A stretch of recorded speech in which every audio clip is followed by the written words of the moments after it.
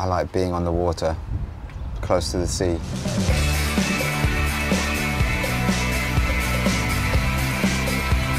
My name's Gio. I'm 27 years old. I'm a marine biologist, filmmaker, and I run something called Project Moana. And this is my boat, SeaQuest.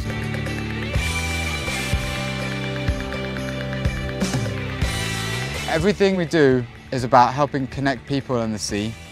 Since 2013, I've been conducting scientific filmmaking expeditions around Jamaica. The idea is to engage with local fishing communities on projects that are designed to help create awareness and support marine protected areas. We're 5 weeks into a 7-week trip. We're most of the way around the island. We're getting ready to set sail tomorrow morning to go to Port Morant. We'll stay there a day and then sail the following morning up to Portland on the north coast to Sam Bay. Spend a few days over the weekend.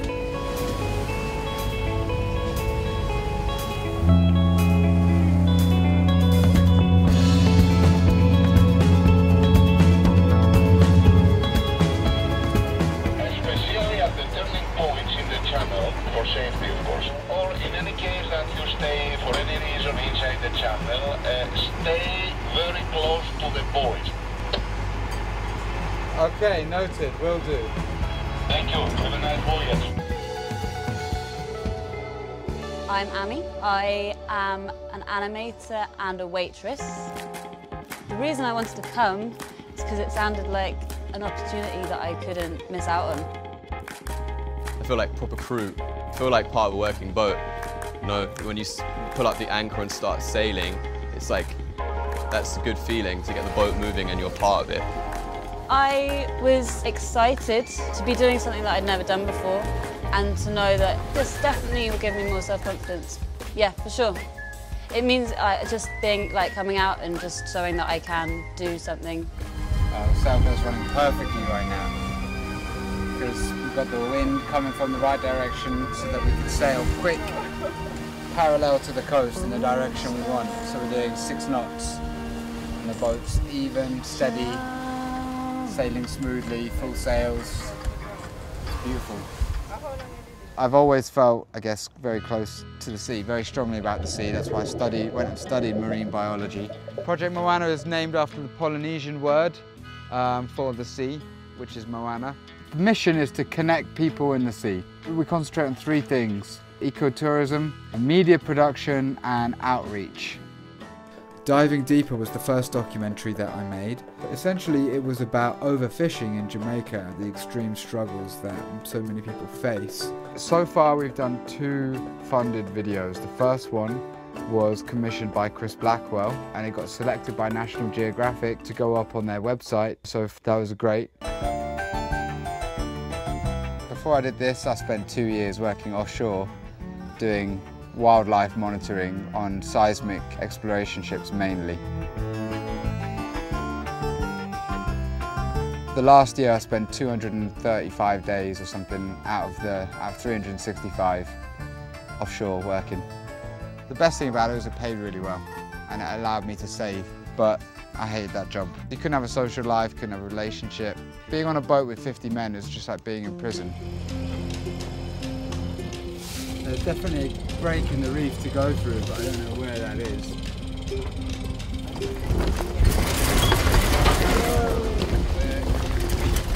How deep are we, Gio? 26 feet. Yeah, I can see we're up. So while we were in Sam Bay, we decided to take a day off and go and explore the Blue Lagoon.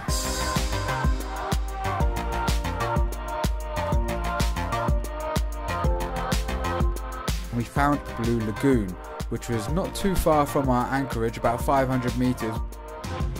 What it is a sinkhole, and from the air it looks like a big blue hole, and it's just behind the reef. So it's connected to the sea but protected by a shallow bit of reef.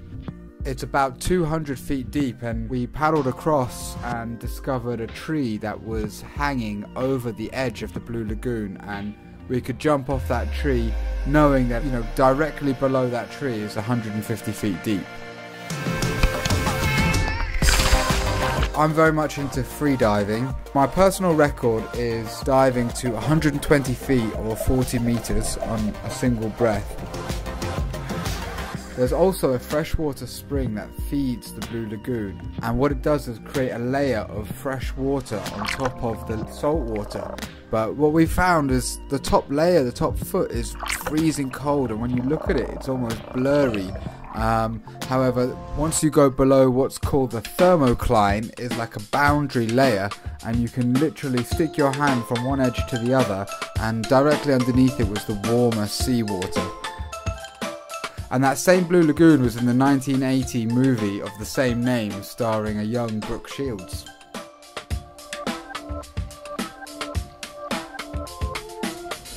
Yeah, my name is Garen Price. I'm from Bull Bay, St. Ange, Jamaica. Yo. Hanging out on this boat, you know, it's like in a different world.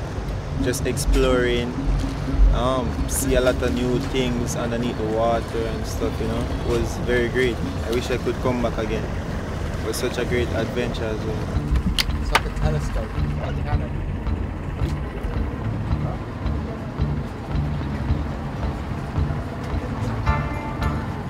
The police boat turned up when we were trying to film and asked for everyone's ID. And one of the guys, Nick, who's a surfer from Bull Bay that we were filming recently, came along with another girl called Ellen, and they were on board the boat with us over the last few days. We came up here, so just went up. Well, it started off with Nick basically not having ID on him, so he had to go to the police station so they could do a ID check. And because they're going back to Port Antonio anyway, everyone else decided to hop on a police boat too so they could get a lift to Port Antonio to get food. Bye.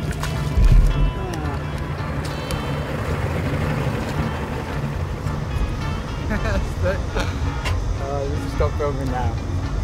Feels so dramatic. Shit, don't point at me right now. Why? I feel bad for Nick.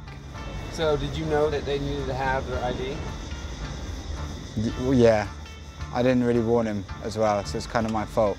I didn't tell him, like, make sure you bring your ID. So right now on the boat, it's me, Joe, Amy and Kinsey. Amy and Joe are doing well, they're settled in. I think they're becoming hardened boaters now, basically.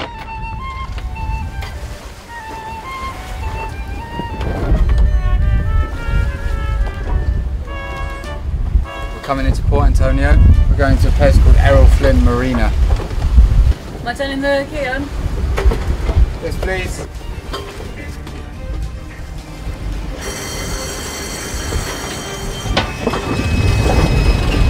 So Port Antonio was made famous by a guy called Errol Flynn, who was a really famous Hollywood actor in the 50s, and he owned this island that we're going past called Navy Island, where he had a home, and he brought along, well, I think they called it the Rat Pack at the time, so the likes of Frank Sinatra and Dean Martin, and he was known locally as a bit of a bad boy, which I think probably made him that much more popular.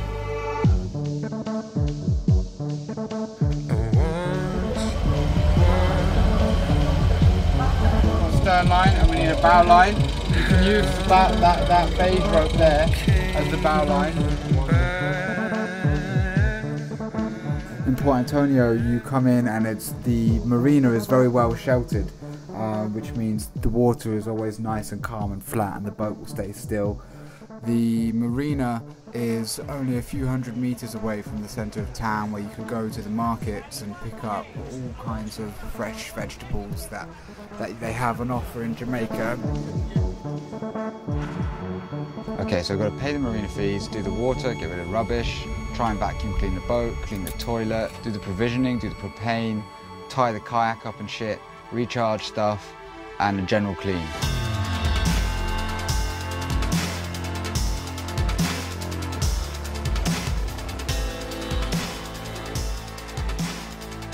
Okay, so this is the toilet on a boat. It's called the head First of all, number one rule is nothing goes into the toilet that doesn't come out of your body.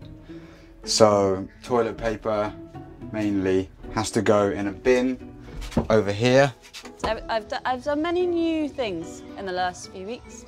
I don't want to let go. Yeah, you're good, you're good. Probably I didn't realise anything about what living on a boat was about. I didn't know what to expect. And it has its charm, for sure. Which reminds me, let's get some diced tomatoes.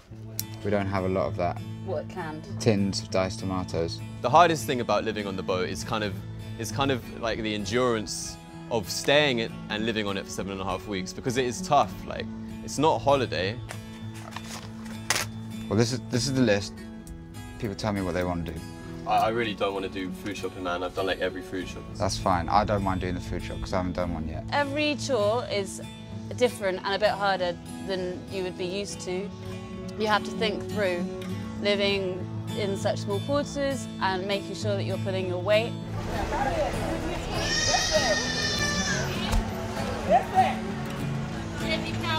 What's up? No problem. You look a little bit far. Yeah, man. Yeah, I remember you. I can't remember your name. You don't remember me? Big Joe. Yeah. Yeah. So what you doing now? I'm just going shopping, so I might have some change on the way, man. I'll pass by you. We don't have a fridge, so we can't buy anything that needs to be cold. Although we could buy some cheese for a Greek salad just for this evening. Well, nothing.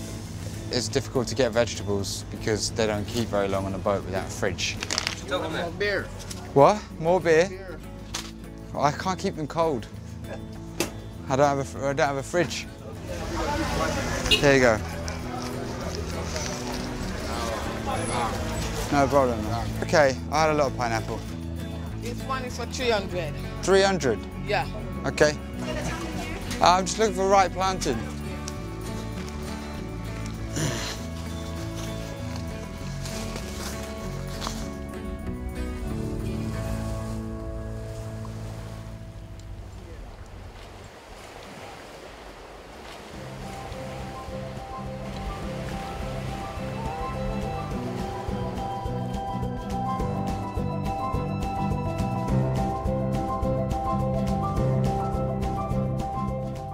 This is a Rockabessa, which is definitely one of my favourite places in Jamaica and in the world. One of the best sunset views. It's got a cosy little anchorage, one of the best anchorages in Jamaica. And there's just something special about it, something invisible that seems to be felt by everyone who comes here. So we have quite a lot of people coming to the boat in the next 10 days. We have 2 girls arriving today from Finland. For today, we're going to be running a little cinema session on the beach here. The idea is to show, videos for the fishermen. Before this trip started, I put a message out on our Facebook page. I was looking for $600 a week for people to join the trip as a volunteer. So, right, this is the way we get to and fro the boat, is in this little dinghy, which would cover all the costs of their accommodation and food on board. And everything on top of that would just go towards making the work better and help support the project. This is Amy and Joe. This is Rika and Ira. A lot of people find Project Moana through either our YouTube videos or our Facebook page, and just sent an email from there. Yeah, if you step out first, put 1 foot on the ladder. Yeah, you got it. But they're here as volunteers, which means they need to pull their weight. What is it that made you want to get involved? Or what you wanted to do while you were here? We are traveling for 5 months from Argentina all the way to Canada, and a lot of places where we go, we want to find places where we can see how locals live, and we're happy that we can actually see this side of how it's working with the community and with the fish sanctuary and everything. Do something different. Do something different, definitely. And we can sing. Yeah, we also entertain. En vapautta tahdo riistää, tahdo en itsenäisyyttäsi kiistää. Sua tarvitsen sydänystäväksi aikuisen naisen. Almost. It's an old song we started to sing this morning. It was like, yeah, that sounded good. Mainly in the first days, you just got to figure out what the people are like, whether they want to be in the water swimming a lot, whether they want to be sailing a lot. Yeah, I'm going to take the group on a snorkel trip into the sanctuary. I think it is important to show guests to the sanctuary, to connect them with it when we're working on the sanctuaries and we're anchored nearby them on the boat. A fish sanctuary is basically an area where no fishing is allowed. The idea is that the fish inside the sanctuary will have a chance to grow so large and plentiful that they'll spill over into the adjacent areas where fishermen can take them. Coral gardening is only happening at the moment in Orocabessa, so they're the only sanctuary in Jamaica that are actively growing and restoring their coral reef. What'd you think of it? Super cool.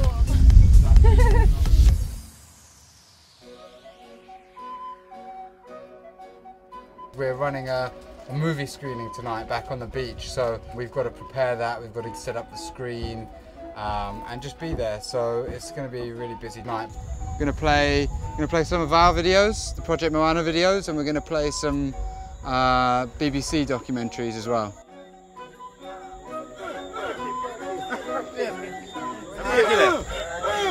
Where can you know that?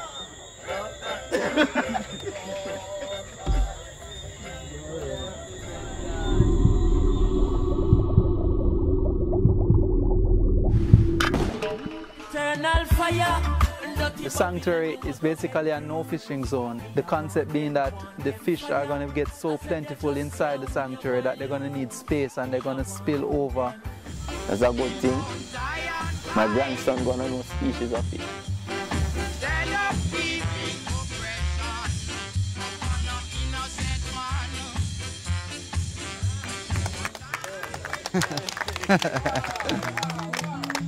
Let's put a bit of David Attenborough.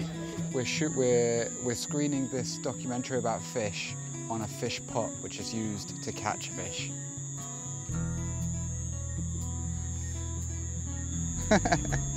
It was a bit stressful. Really? Yeah. What was stressful?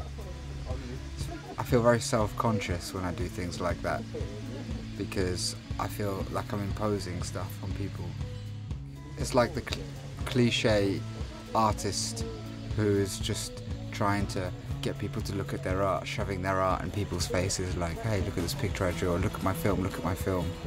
I love these documentaries, and I've always, I couldn't understand why anyone wouldn't love these documentaries, and for those people who aren't able to watch these documentaries, they don't have TV or they don't have access to the BBC or any of these things, I just felt like there should be a way for them to be able to watch it. I think Jill is doing a great job. Yeah, you know what he's doing. We're trying to bring back life in the water, bringing back coral, bringing back fish. Because fish is very important to us. We need fish so our grandchildren can know types of fish.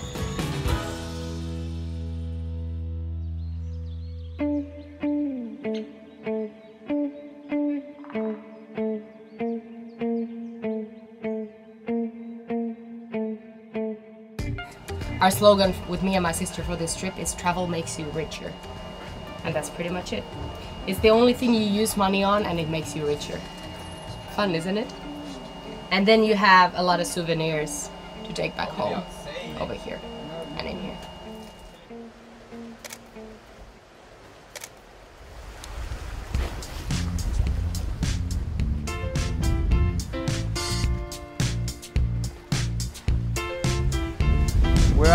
We're at the,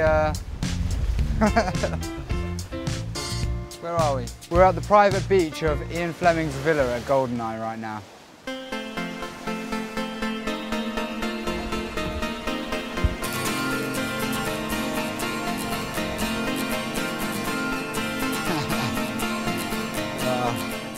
Some of the guys that I know through Chris Blackwell, like Marty and Mark, have asked me to come down with the crew and do a photo shoot for the beach here, one of the most famous beaches in the world, I guess. Oh, it's perfect with the sun right now.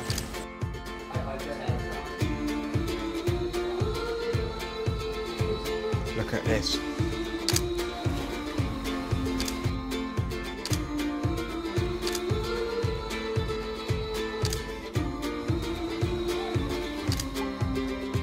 To have the crew be tasked with just soaking up this beach is quite a nice job to delegate, I guess.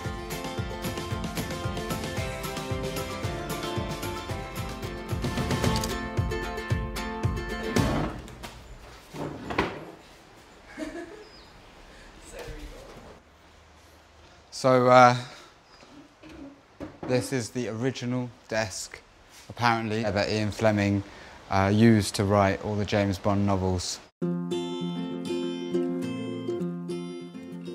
The crazy thing is that right now we're here, like on the top end, you know, we're here at, you know, at GoldenEye, but then in half an hour we're going to be on the fishing beach with all the guys on the, with all the guys on the front line, you know, all the guys who are doing stuff right at grassroots level.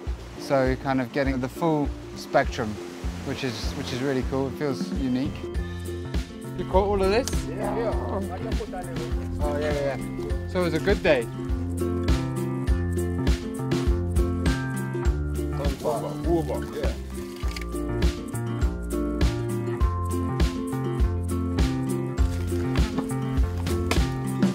Yeah. Gio, the captain, the leader of Project Moana, he's extremely dedicated on what he's doing. It's important how he's working in the root level, grass level, how it's said, with people here. Oh my gosh, they're actually doing... This is our Ludo board. This is definitely the room service. I thought we didn't have one, but now we do. We got mangoes delivered, eggs delivered, a pair of flip-flops.